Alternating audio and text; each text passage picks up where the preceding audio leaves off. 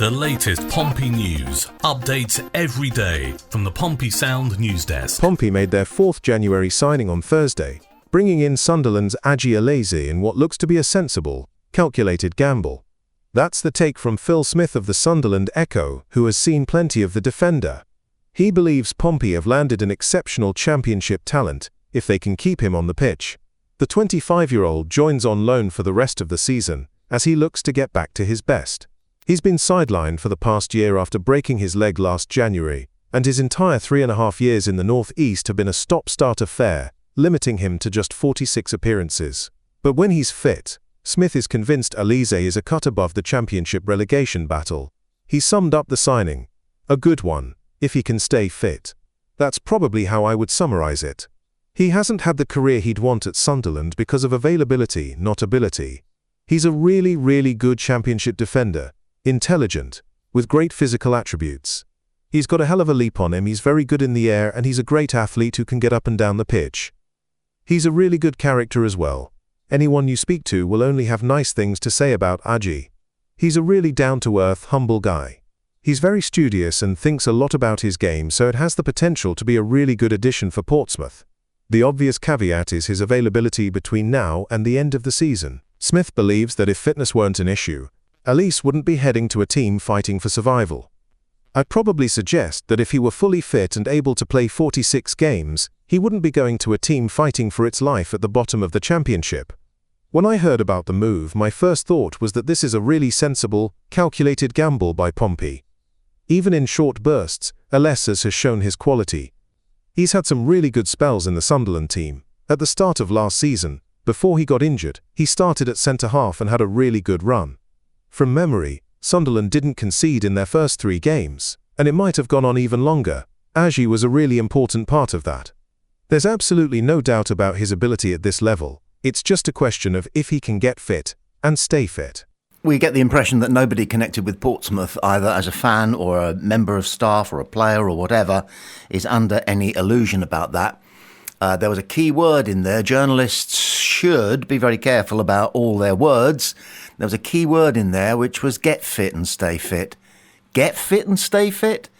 Does that mean he's not ready to turn out straight away? That would be interesting. Not necessarily disappointing, but we are short of centre-halves. And if he's arrived at the club and he is in need either of finishing off his recuperation or doing some work on the training ground in order to get match sharp as well as match fit, then I think 1 or 2 people will be a little bit surprised and disappointed. We want somebody who can play now.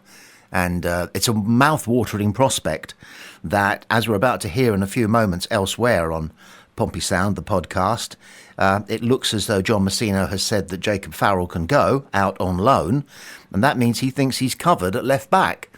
And of course he's got Connor Ogilvie back, and he's got Swanson, who's done a fantastic job standing in for the ever-reliable Connor Ogilvie. But now we've got this guy, Aji'S, who, it is said, can play at left back. A towering 6'4" left back. A left back you quite simply would not fancy yourself up against if you're a right wing or a right-sided attacking midfield player. And yes, unless you yourself feel as though you're special enough to deal with him. So what a formidable back four, 5 including the goalkeeper, we might have with 6'5" Nicholas Schmidt in goal, Terry Devlin, who jumps like he's on a bungee rope, Shaughnessy and Poole, fingers crossed with both of those in the middle, and towering Aji'S at left back. That would be formidable. With Monday's transfer deadline fast approaching, defender Jacob Farrell is attracting plenty of interest, and John Messino has now clarified Pompey's position. The club has given Jacob Farrell the green light to find a loan move before the window closes. Messino feels that letting the Australian youngster get some game time away from Fratton Park is the fair thing to do before everything wraps up on Monday evening. However, the Pompey head coach also stressed that he's comfortable with the left-back staying put for the rest of the season if a suitable deal can't be found. After a spell in England plagued by injuries, Messino acknowledged that what the 23-year-old really needs for his own development is regular minutes on the pitch, which would also help the club protect its investment.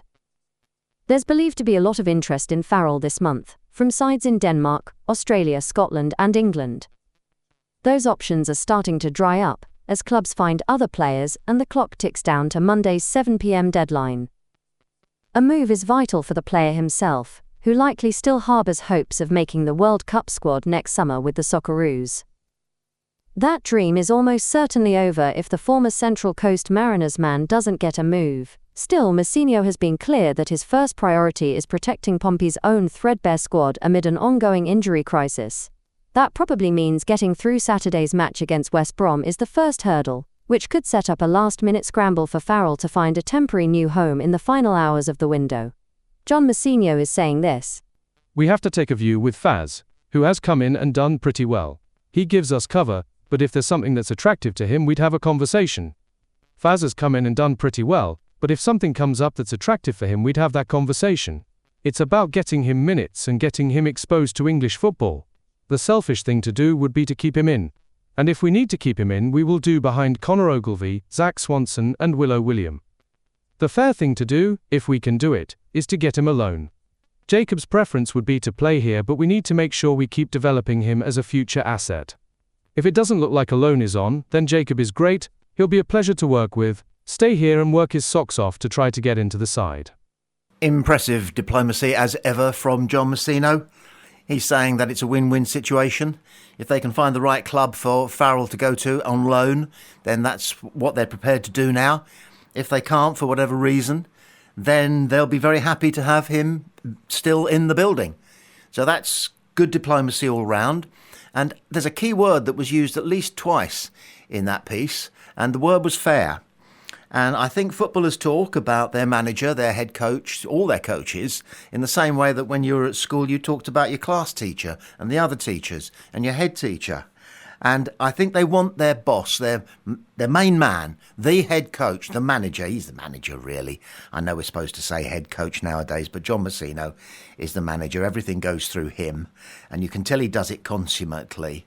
But what they want to know is that the manager is a fair person and will treat a colleague, in the case of Farrell, fairly, and therefore will, hopefully, treat each of them, if they go to him with needs or concerns, a dip in form, a niggling injury that won't go away, he will be clear, inquisitive. He'll want to know, he'll want to get the full SP.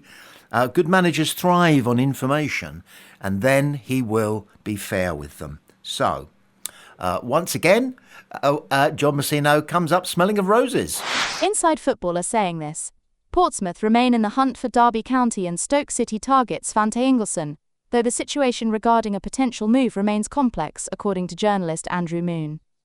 A part of the struggling Sheffield Wednesday side, the 27-year-old has been pivotal to their campaign, but looks set to exit Hillsborough this month, amid a £500,000 asking price. He has missed just one of their 28 championship games, and has also scored one goal for the Owls. However, financial troubles continue to push players to the door, and talisman Barry Bannon has just joined Millwall. Ingelsson has started drawing the attention of multiple clubs, among whom are Derby County and Stoke City.